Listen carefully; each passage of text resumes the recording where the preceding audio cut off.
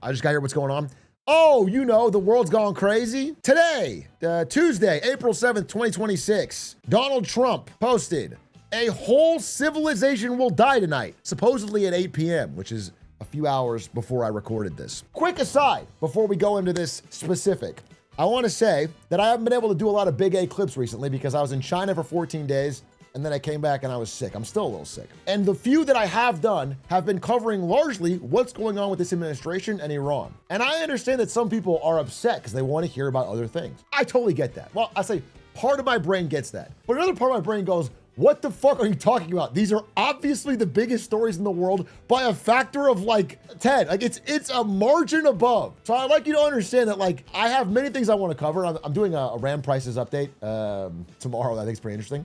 But this is like worth talking about. It's like insane to ignore. This is the biggest story in the world. So he goes, a whole civilization dies, and the world understandably panicked. This is the post. Never to be brought back again. I don't want that to happen, but it probably will. We will find out tonight one of the most important moments in the long and complex history of the world. Then he ends by saying, God bless the great people of Iran, which is an insane thing to say when you start by saying your whole civilization will die tonight. And it follows up another piece of insane rhetoric that was just a few days ago on Easter, where he said, open the fucking strait, you crazy bastards, or you'll be living in hell. Just watch.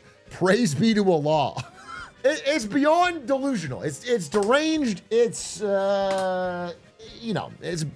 through the looking glass. We're in the crazy times. Now, the people who are the nothing ever happens bros. As I've said, I think they win almost every battle and then have clearly lost the wider war. Shit is happening all over. In fact, there's a literal war. But in this particular case, 100%. And we were recording Lemonade Stand before his back down, which is here. And I said this would happen because Trump's tactics have become predictable at this point. He does this obscene escalation and then backs down and obscene to try and like move. And these are the kind of things that work for him as a New York real estate developer. And they are backfiring, I think, pretty hard as the leader of a powerful country in the free world, okay? I think they've been way less effective. They don't hold the same weight, but he did have a back down. As of, the deadline, 8 p.m. Eastern today, there was a post saying, based on conversations with Prime Minister Shehbaz Sharif, they requested that I hold off on the destructive force being sent tonight to Iran. Now, what's interesting is Shehbaz Sharif did say this. He posted, I earnestly request President Trump to extend the deadline for 2 weeks. And so it seems like Donald J. Trump, he wanted to go through with it, but his friend held him back. Hold me back. The only problem is you can check the edit history on Shehbaz Sharif's post, and you can find that he literally was sent this message to post. It said draft Pakistan's PM message on X. Pakistan's own staff would not call it Pakistan PM message. So this comes from some other country, which means they sent him the message, which includes tagging real Donald Trump in it, by the way, tagging JD Vance in it. And then he posts it and then Trump gets to go, all right, I guess I'll back down. But it's obvious, like no one is confused anymore when he posts like this, what he's gonna do. Now I understand people were freaking out that he's gonna drop a nuke or whatever. I was pretty clear, you can watch the Lemonade Stand tomorrow when it comes out, that I think this is pretty obvious taco. But the thing is, even though you can know his negotiating strategy and know that he's gonna back down, for me, it doesn't matter. This is not how a leader should be talking. This is threatening an open war crime. He is trying to destroy civilians from a country that hasn't bombed America. The blowback is in soft power. It is in degraded alliances and degraded trust. It's not in whether or not you can maybe force through a ceasefire here. By the way, even though we've got our taco time and oil prices are going down and stock futures are climbing again after the last minute ceasefire because people are panicking today, there's wider issues that I want to talk about. But I will give one credit to one thing. It does seem there is a possibility here that his escalatory rhetoric, this massive threat, did possibly, I have to give credit, I'm gonna give the full story, did possibly get China at least to blink. And that is because Iran is willing to go to the death with this thing. Iran knows that they can't be squeezed out of the regime, but China stepped in, this is according to New York Times reporting, and had an intervention to push for the ceasefire. And it's because China is facing some of the energy hangover from the Strait of Hormuz closing, and they want the oil and the shipping from Iran no matter who's in charge. And even if there's a 1% chance or a 5% chance that Trump actually did bomb power plants and civilian infrastructure, which would be fucking deranged, the shutdown would be catastrophic. I mean, again, 90% of Asia's oil comes through here. This would be a disaster. So they push for a ceasefire. However, let's look at the facts, dude. Let's say Trump's all-out strategy worked and he got the ceasefire by being crazy. Let's look at where we ended up. After all these weeks of fighting, after spending all of the munitions, after spending all the money, after spending all the goodwill, where do we end up in this 2-week ceasefire? Here's one of the negotiated parts of the agreement that is coming out from the AP today. Iran still gets to charge for the Strait of Hormuz passage.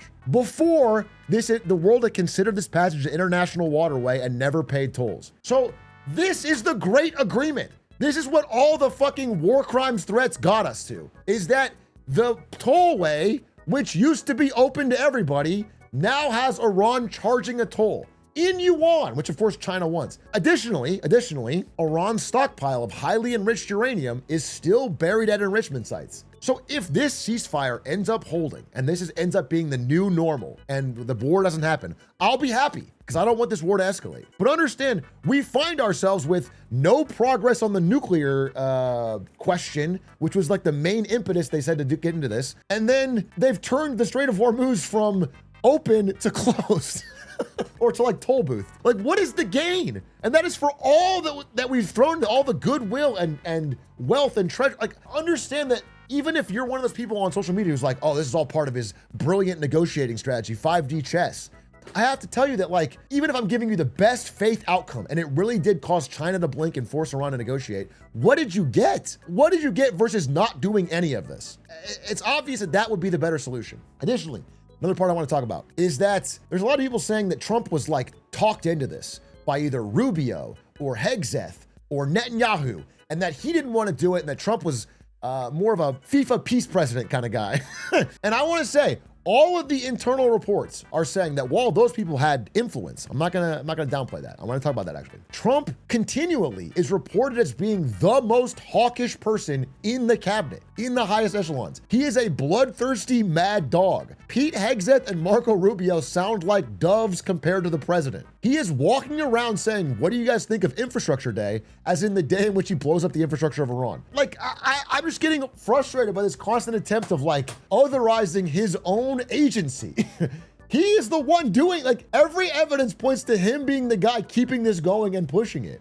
It's sane washing this insanity. There was an incredible piece of reporting from the NYT on the inner circle of Trump leading up to the war with Iran, including a pitch from Benjamin Netanyahu of Israel to try and get them into the war. And I want to go through all of that because I think it's a fascinating piece of reporting. Netanyahu showed up and did a PowerPoint presentation on why the US would have victory in Iran. Okay? And he said the regime would be so weakened that it could not choke off the Strait of Hormuz.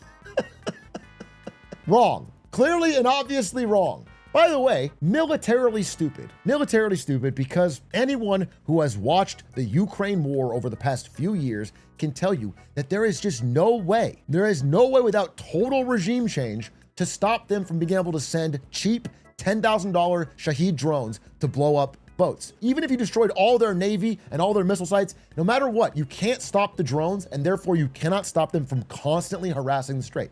Obvious. But anyway, they go on. Trump's hawkish thinking aligned with Mr. Netanyahu's over many months, more so than even the president's key advisors recognized. Trump walked around with abundant confidence that the war would be quick and decisive. Now, other people in the cabinet felt differently. Intelligence officials, like the people in the CIA, said, look, we look at this plan, there's 4 parts to it. There's killing the Ayatollah, there's crippling Iran's capacity to protect power, there's popular uprising inside Iran, and there's regime change. Number 1 and 2, we can do. Number 3 and 4 are fucking delusional. They said that to him. I just want you to understand that, like, they told him the obvious thing. They told him exactly what would happen. It's actually more embarrassing to read this because as it goes through point by point of what everyone said in these meetings, I have been scratching my head like, how did they not know this wouldn't happen?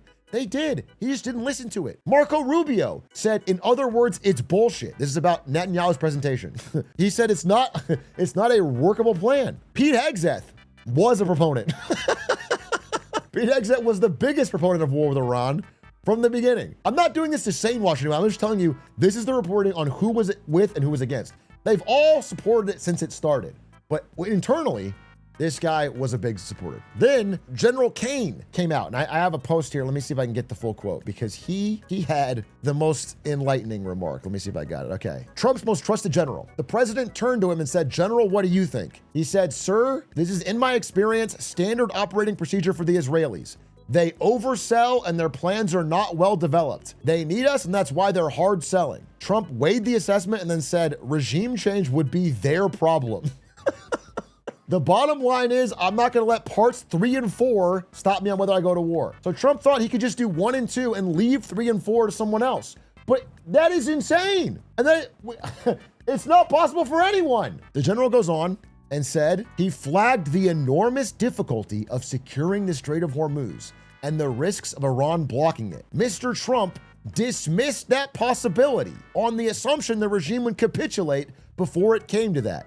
The president appeared to think it would be a very quick war. The idea that this guy thinks he knows more than all of his advisors and generals and CIA is fucking delusional. And he's forcing through these horrible ideas. Do I need to support Marco Rubio to know that he's right here? No, it's just correct. People are telling him this. So that's where we find ourselves, guys. People gave him warnings. He forced it through. And now he is doing this, I mean, truly embarrassing stuff. Embarrassing and like gross and evil stuff. This type of rhetoric to try and like save face and claw back some kind of ceasefire.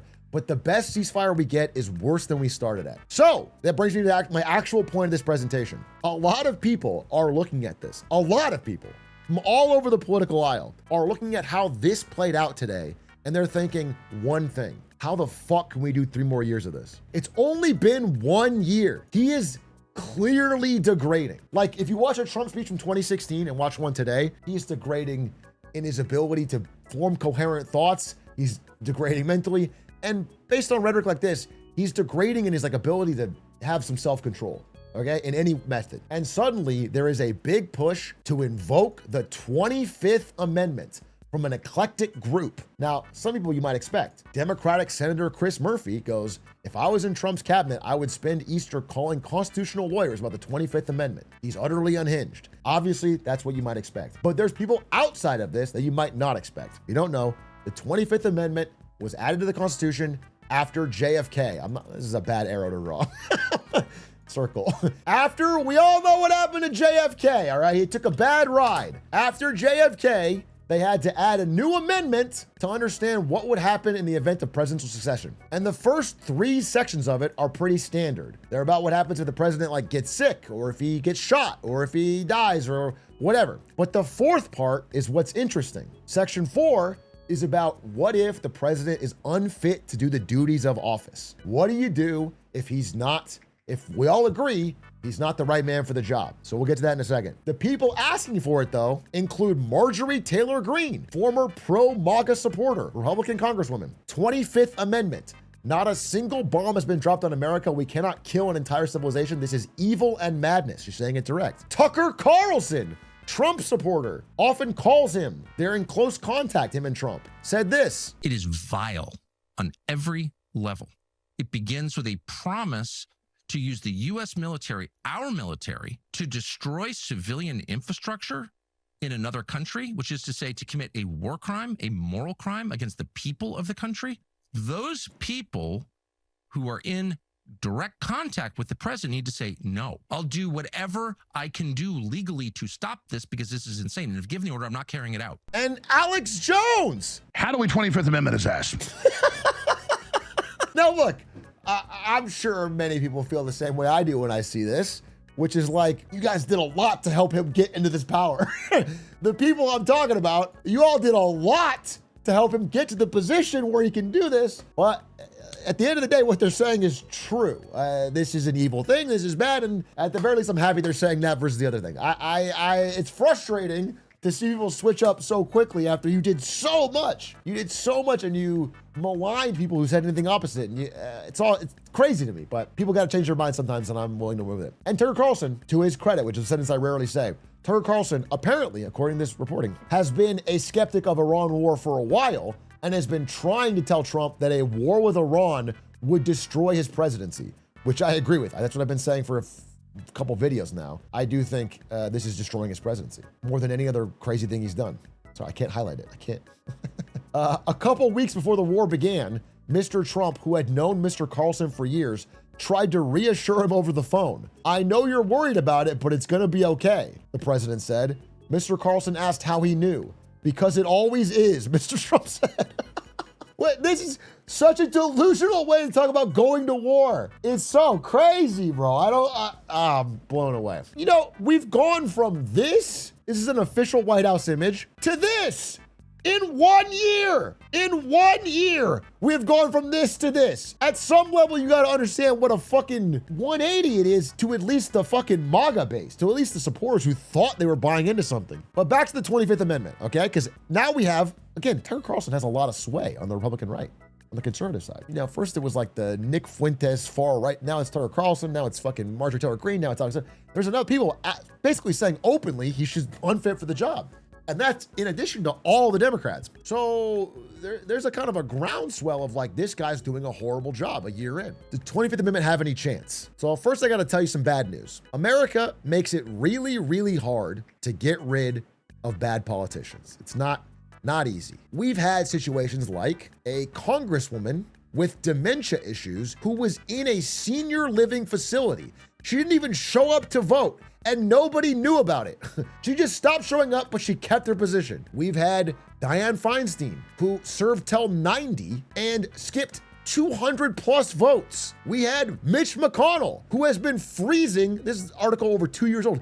He's been just freezing up in public for 2 years now, has been a 7-time senator from Kentucky, still in power. And of course, you know, I think I'm giving old Joe a pass lately because of how bad this last year has been. But Joe, what are we talking about? He clearly age has gotten to him, and hard to ignore that. Okay, so can we actually get rid of this guy with the 25th? The truth is, I got some bad news. In the short term with the 25th Amendment, it's pretty much impossible because the letter of the law states that we need one man and one man only to agree to get rid of him. JD fucking Vance. There's no other way around it. It has to have the vice president. You could have every member of Congress, every member of the House. You can have all the cabinet. If you don't have JD Vance, you can't do it. Now look, JD Vance is a guy who once said Trump is Hitler and then flipped for power. Is it possible he could flip for power again? Maybe. I will say, in the New York Times article on Behind the Scenes, Vance was painted as the skeptic.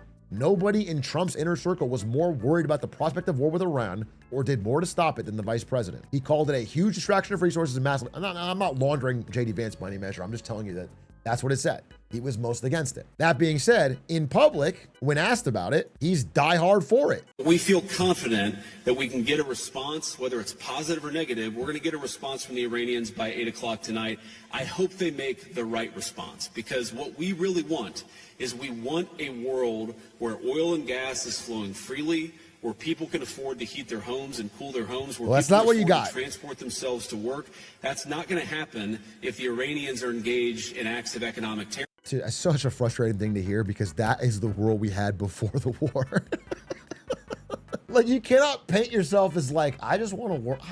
I'm just a simple man who wants a war where oil and gas can flow freely. And it's like, bro, I thought it was about the fucking nukes. I thought it's crazy. The idea that it's all about Hormuz now, when Hormuz is the part you caused. So they've got to know we've got tools in our toolkit that we so far haven't decided to use. The President of the United States can decide to use them, and he will decide to use them if the Iranians don't change their course of conduct. All right, so that's where we find ourselves. So I got to tell you, I'm not very big on this 25th idea as a realistic measure to get him out. What I am big on, and what I've been saying a lot lately, and I have to say again, is voting. Okay, I know people fucking hate to hear it when you're younger, but the truth is, okay, the Democrats are projected to win the House. This is what the Senate looked like in October. 75% chance the Republican Party maintains their hold. This is what it looks like now. If this can keep going up, it can literally change the world. This could be a real measurable check on power. We had a call with Mark Kelly today for Lemonade Stand. He said the same thing. He said, look, you should protest. There's a lot of things you should do. But realistically, if we're talking about short term this year, what's going to make a real measurable impact? It is winning these elections by a lot to put a real check on his ability to do insane things. And I want to say, I looked at the math. You people in this fucking chat who are like, oh my God, voting? Yeah, all right. Yeah, that'll do anything. You don't fucking do it. You don't fucking do it. It's crazy. 31%. This is the last midterms. Fucking vote. Do it in additionally something else. Again, one thing that Mark Kelly said stuck with me. He's like, hey, I'm campaigning in Arizona and they keep sending me out to these nursing homes. And I asked them why. And they said, well, it's the only people that vote. He's traveling around the fucking state, only going to fucking nursing homes because they vote at like a fucking 4x higher rate. You guys gotta just do, it's not that hard. Register. This is a fucking important election. That's all I'm saying. Just register for the primary. Fight hard in the primary. Find a candidate you like, push for them. If we can get the votes, the opportunity space opens up. There's a huge amount of anger with Democrats in this country, which I think is right in a broad level. But a lot of it is about doing more to stop Trump. And I gotta tell you, unless they're gonna pick up a fucking AK-47, they can't do a lot to stop Trump when he's won by vote the House, the Senate, the Judiciary, the presidency, okay? Those things constrain you. If we don't change that foot act on the ground, like, it's like insane because they're asking them to like subvert democracy. People voted in a bad way. We have to vote back. It's important. I believe this is important. I don't give a shit what the fucking doomer cynics say. It's important. So I'm pressuring you to do it. I'm gonna add probably some links maybe in the description of where you can find out register to vote. I hope you do it. That's my summary. Please don't bank on the fact that a miracle 25th Amendment is gonna come in. All right, thanks guys for watching. Appreciate you. I'm back. Daily uploads start tomorrow. Peace.